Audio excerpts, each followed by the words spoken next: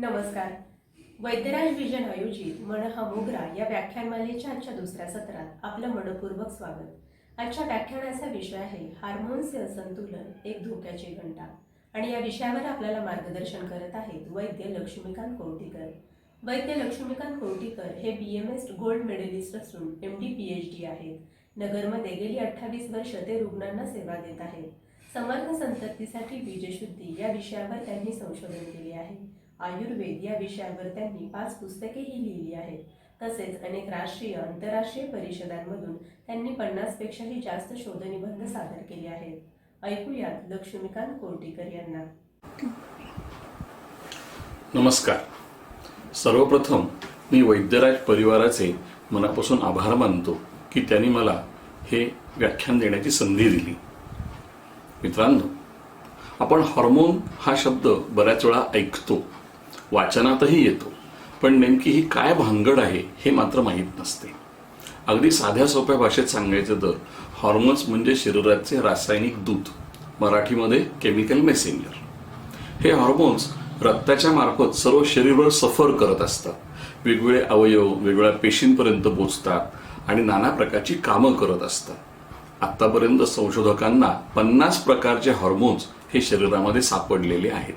यांची अंतःस्रावी ग्रंथींमधून निर्मिती होत असते. जसं थायरॉइडमधून T3 T4 किंवा वृषणामधून जो भाग आहे की टेस्टोस्टेरॉन. हार्मोनचे 3 प्रकार असतात. एक जो आहे याला म्हणतात पॉलीपेप्टाइड हार्मोन्स, जे अमायनो ॲसिडच्या साखळी स्वरूपात असतात. जसं ADH अँटी डायरेटिक हार्मोन, यांनी रक्तदाब कमी होतो. दुसरा प्रकार आहे लिपिड डिराइव्ड हार्मोन. हे कोलेस्ट्रॉल सारखे असतात, हे मेदापासून बनतात, जसं टेस्टोस्टेरॉन. तिसरा प्रकार याला माइन हार्मोन असं म्हणतात. हे अमायनो ॲसिड पासून बनतात, जसं थायरॉक्सिन.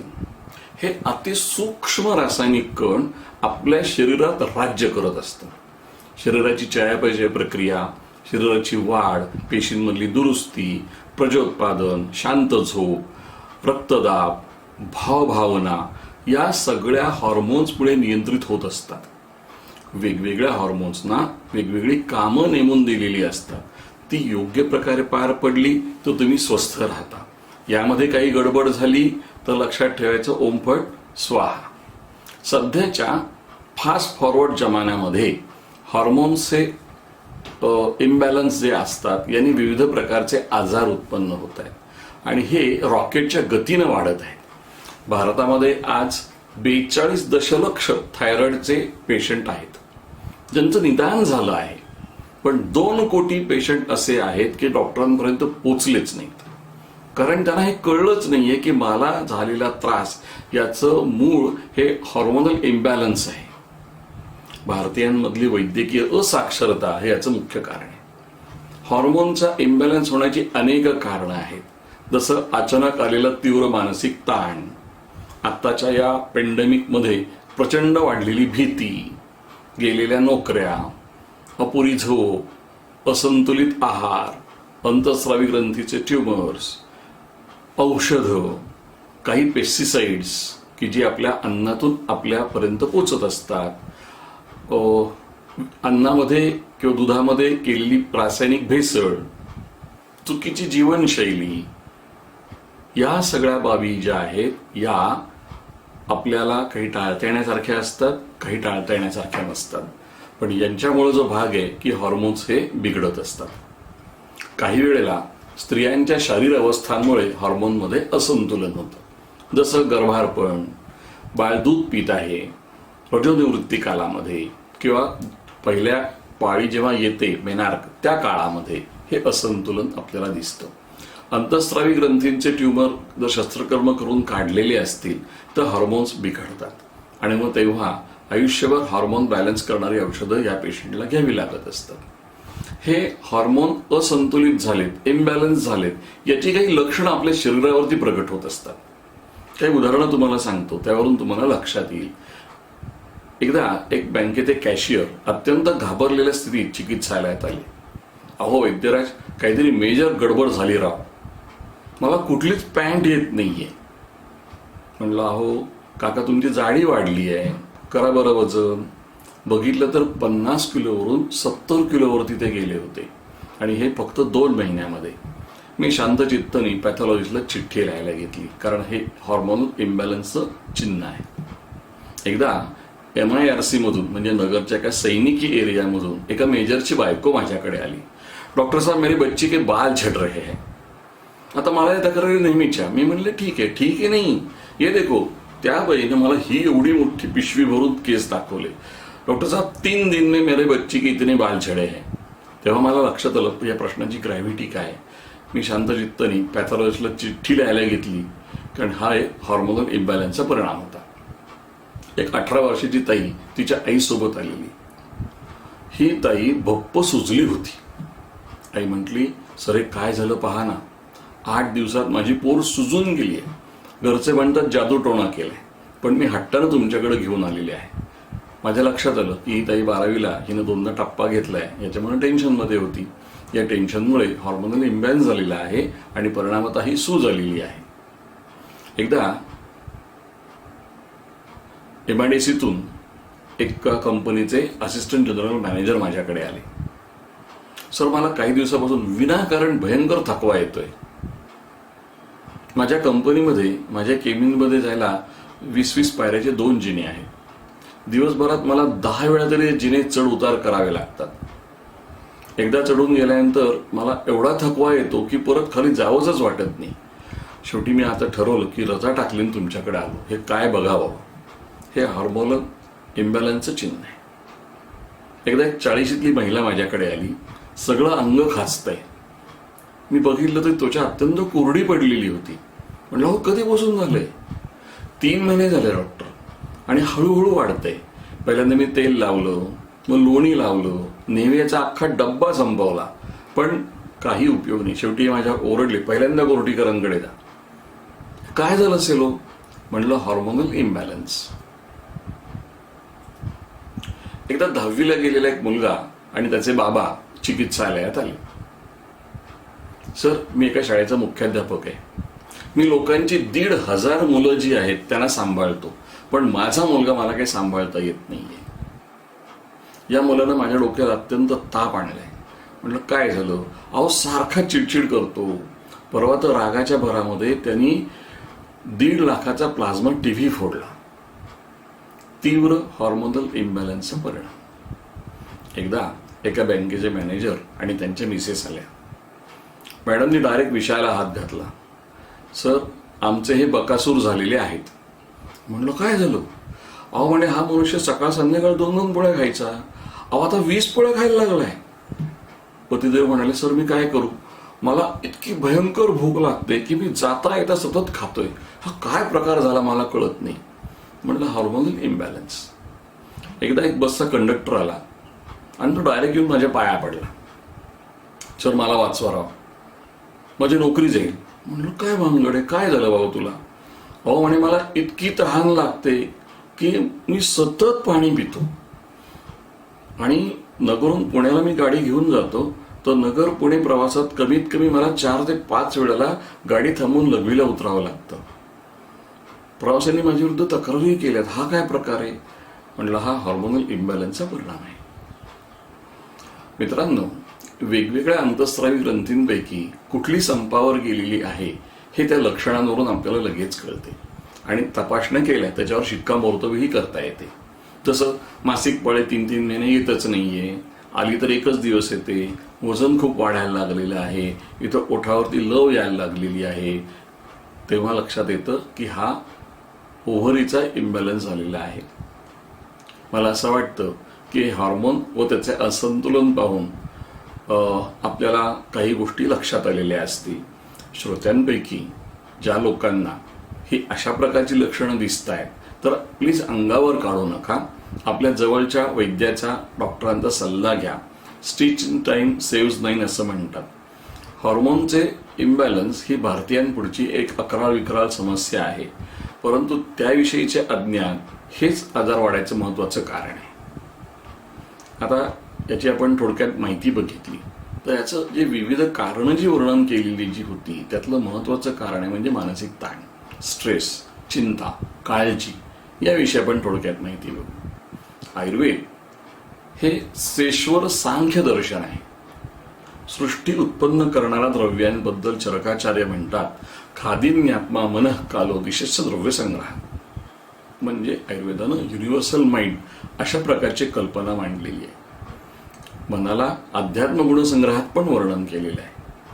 ग्रंथांमध्ये मनाचं बलपरीक्षण करताना त्याचे 3 प्रकार वर्णन केलेले आहेत: प्रवरसत्व, मध्यसत्व आणि अवरसत्व. एक उदाहरण देतो मी, तुमच्या लक्षात येईल. एखाद्या माणसाचं डोकं दुखतंय, तो प्रवरसत्वाचा असेल तर तो एखादा बाम लावून गपचूप झोपून घेईल, कोणाला काही बोलणार नाही. मध्यसत्वाचा असेल तो बाम लावेल, एक गोळी घेईल आणि पांघरून घेऊन झोपून राहील. परंतु अवरसत्वाचा जो पेशंट असेल तो घर डोक्यावर घेईल, माझं डोकं दुखते, माझं डोकं दाबा, मला काहीतरी लावा, नाही तर डॉक्टरांकडे घेऊन चला. डॉक्टरांकडे नेलं तर डॉक्टर माझा स्कॅन करा, बहुतेक मेंदूत ट्युमर झाला. म्हणजे त्याचं मन हे हलकं असतं. आयुर्वेदामध्ये रोगाचे 2 प्रकार वर्णन केले, एक शारीरव्याधी आणि दुसरं मानसव्याधी. काही वेळेला शारीरिक व्याधींमुळे मानसव्याधी उत्पन्न होतात, त्यावेळेला मानसव्याधींमुळे शारीरव्याधी उत्पन्न होतात. आता आधुनिक शास्त्रामध्ये सायको न्यूरो एंडोक्रायनॉलॉजी नावाची एक वेगळी विद्याशाखा ही डेव्हलप झालेली आहे. आयुर्वेदाने स्वस्थ पुरुषाची व्याख्या केलेली आहे. समदोषा समाग्निश्य समधातू मलक्रिया प्रसन्न आत्मेंद्रिय मनस्वस्थ इत्यभिधीयते. त्याच्यामध्ये प्रसन्न मनाचा उल्लेख आलेला आहे. त्यामुळे ही व्याख्या अधिक परिपूर्ण झालेली आहे. जसं शरीराचं आरोग्य ही कल्पना सगळेजण सांगतात, तसं मनाचंही आरोग्य असतंच की हो. आज हे मनाचं आरोग्य बिघडलंय. हे बिघडल्यामुळे घराघरात भांडणं होत आहेत, मारामाऱ्या होत आहेत, थोड्या थोड्या कुरबुरीवरून त्या ठिकाणी खुनांपर्यंत लोक जात आहेत. तीव्र मानसिक चिंता असल्यामुळे धूम्रपान, मद्यपान असे व्यसनांचे लोक आजारी जायला लागलेले. आजार होणं, असलेले आजार बळावणं हे मानसिक ताणामुळे घडतं. तीव्र मानसिक ताण जर वाढत गेला तर आत्महत्या सुद्धा करतात. या बाबी आपल्या आसपास सुद्धा घडताना दिसतात. पेपरमध्ये, टीव्हीवरती आपण हे बघत असतो. हे मानसिक आरोग्य ढासळण्यासाठी अनेक बाबी कारण ठरतात. आपण सध्या जर बघितलं तर करो या मरो अशी स्पर्धा प्रत्येक क्षेत्रात चालू आहे. बऱ्याच वेळेला बदल न स्वीकारण्याची वृत्ती ताण वाढायचं कारण ठरते. भारतीयांमध्ये एक दुर्गुण जो आहे तो म्हणजे संवाद कौशल्याचा अभाव. परिणाम असा होतो की ताण वाढायला सुरुवात होते. काहीला स्वभाव दोष असतात, म्हणजे I am not okay, you are not okay अशा प्रकारचं. काही वेळेला जीवलगांचा मृत्यू होतो, त्यांनी खूप टेन्शन वाढतं. कर्जबाजारी होतात, त्यांनी टेन्शन वाढतं. भावनिक वादळं येतात, त्यांनी टेन्शन वाढतं. काही दुष्ट माणसं आपल्या आसपास हिंडत असतात, त्यांनी टेन्शन वाढतं. काही वेळेला जो भाग आहे की शेतकरी वर्गांबद्दल बोलायचं होतं, बेभरोशाचं हवामान हे सुद्धा टेन्शनचं कारण ठरतं. आज व्याख्यान झालं की आपण कागद पेन घेऊन बसाच आणि आपल्याला स्ट्रेस उत्पन्न होण्याची कारणं आपण लिहून काढा. जसं कौटुंबिक कारणं असतील, आर्थिक कारणं असतील, किंवा शारीरिक व्यंग असेल, व्यसनाधीनता असेल, वगैरे वगैरे 100 कारणं सुद्धा तुम्ही लिहून काढू शकता. पण गंमत म्हणजे हे एकाच व्यक्तीला होत असतं. या मानसिक ताणाला जर आपण बघितलं तर हा आदिमानव काळापासून आपल्याला नवीन नाहीये. कोणताही बदल जो माणसाला शारीरिक, मानसिक, भावनिक पातळीवरती त्रास पोचवतो तो स्ट्रेस. या स्ट्रेसमुळे हळूहळू आपल्या मनामध्ये, आपल्या भावनांमध्ये, आपल्या विचारांमध्ये, आपल्या वर्तनामध्ये, नंतर शरीरामध्ये हळूहळू बदल घडू लागतात, जे हॉर्मोन्समध्ये इम्बॅलन्स उत्पन्न करतात. मगाशी आपण पाहिलं सायको न्यूरो एंडोक्रायनॉलॉजी ही विद्याशाखा मानसिक भावांचा मेंदूवर होणारा परिणाम, त्याने एंडोक्राइन ग्लँड्सवर होणारा परिणाम आणि मग त्याच्यामुळे वर्तनामध्ये आणि आरोग्यामध्ये होणारा परिणाम याचा अभ्यास करते. संशोधकांच्या शेवटी असं लक्षात आलं आहे की प्रचंड वाढलेल्या स्ट्रेसमुळे मेंदूमधील हायपोथॅलमस भाग जो आहे त्याच्यावर परिणाम होतो. तिथून आपल्या पिट्युटरी ग्लँडचं नियंत्रण होत असतं आणि त्याच्यामुळे पिट्युटरी ग्लँडवरती विपरीत परिणाम होतो. आणि आपल्याला हे माहिती आहे, आपण शाळेत अभ्यासलेलं आहे, पिट्युटरी ग्लँड ही जी आहे ही या सगळ्या अंतःस्रावी ग्रंथींची राणी आहे. आणि तिच्यावर जर परिणाम झाला तर खाली दंगल. मग एखाद्या ताईला 12वीला खूप ताण आला असेल तर तिची पाळी 2-2 महिने लांबते, ओठावरती लव येते, चेहरा मुरमानी भरून जातो, मग आई ओरडते. मग शेवटी डॉक्टरांकडे नेल्यानंतर ते म्हणतात सोनोग्राफी करा. रक्त तपासा, तेव्हा लक्ष येतं हिला PCOD आहे. ओव्हरी नीट काम करत नाही. याचं मूळ कारण काय? प्रचंड वाढलेला मानसिक ताण. भारतामध्ये आज आपण बघितलं तर तरुण मधुमेही दिसत आहे. पूर्वी कसं 50 नंतर मधुमेह व्हायचा, परंतु आज हा जो भाग आहे त्या 35च या ठिकाणी होताना दिसतो आहे. त्याचं मुख्य कारण आहे तीव्र वाढलेला मानसिक ताण. याचा कुठेतरी विचार हा व्हायलाच पाहिजे. आता प्रश्न असा की या मानसिक ताणाला सामोरं जायचं कसं? हे आपल्याला लहानपणापासून कोणी शिकवलेलंच नाही. तस्मात माझ्या मते शाळांमधून मानसिक आरोग्य या विषयाची तोंड ओळख वैद्य मंडळींनी विद्यार्थ्यांना करून द्यायला पाहिजे. आयुर्वेदाने मनस्वास्थ्यासाठी वेगवेगळ्या उपाययोजना सुचवलेल्या आहेत. काही द्रव्यभूत आहेत तर काही अद्रव्यभूत आहेत. पंचकर्माद्वारा शरीर आणि मन पातळीवरच्या दोषांचे निराकरण होऊन स्वास्थ्यप्राप्ती होत असते. शिरोधारेसारखा उत्तम उपाय यासाठी नाही. माझी तुम्हाला विनंती आहे की आपल्या जवळ जे कोणी पंचकर्म करणारे वैद्य आहेत त्यांच्याकडे सहज गंमत म्हणून एकदा शिरोधारा करून बघा आणि ती झाल्यानंतर तुम्हाला मिळणारा आनंद आणि प्रसन्नता याचा अनुभव घ्या. अतिशय उत्तम उपाय असतो हा. रसायन चिकित्सा हा आयुर्वेदाचा तर मुकुटमणी. मेध्य हे नावाची रसायनं वर्णन केलेली आहे आणि या मेध्य रसायनांचं सेवन आपण जर नियमितपणे केलं तर या तणावाला सामोरं द्यायची शक्ती जी आहे, ताकद जी आहे, ही तुमच्या मनामध्ये येते. आर्ष ग्रंथामध्ये आचार रसायन नावाने एक भाग वर्णन केलेला आहे. आजच्या भाषेत बोलायचं झालं तर बिहेवियरल थेरपी. सत्य बोलावं, चिडचिड करू नये, व्यसनांपासून दूर राहावं, मोठ्या माणसांचा आदर करावा वगैरे वगैरे, ह्या गोष्टी आजही यश देत असतात. मनामध्ये विविध प्रकारच्या ज्या भावना उत्पन्न होतात त्यांना नियंत्रित करण्यासाठी योगशास्त्रामध्ये ध्यानाचा अभ्यास वर्णन केलेला आहे. तर हे ध्यान कुठल्याही प्रकारचं असो, तुम्हाला जे योग्य वाटेल, तुम्हाला जे रुचेल पटेल ते तुम्ही करा, परंतु नियमितपणे ध्यानाचा अभ्यास तुम्ही केला तर तुम्हाला अतिशय उत्तम फायदा होताना दिसतो. भ्रामरी हा जो एक प्रकार आहे योगातला, हा सुद्धा खूप यश देतो. नियमितपणे जर सूर्यनमस्कार जर आपण घातले तर हॉर्मोनल इम्बॅलन्स दूर व्हायला अतिशय मदत होत असते, असं संशोधन सांगतं. आयुर्वेद सांगतो रोज रात्री झोपण्यापूर्वी सिंहावलोकन करा. नक्तम दिनानी मे यांती कथम भूतस्य संप्रती. आजचा दिवस कसा गेला, मी लोकांशी कसं वागलो, माझ्याकडनं कोणी दुखावला गेला आहे का, जर कोणी दुखावलं गेलं असेल तर मनोमन त्याची क्षमा मागा.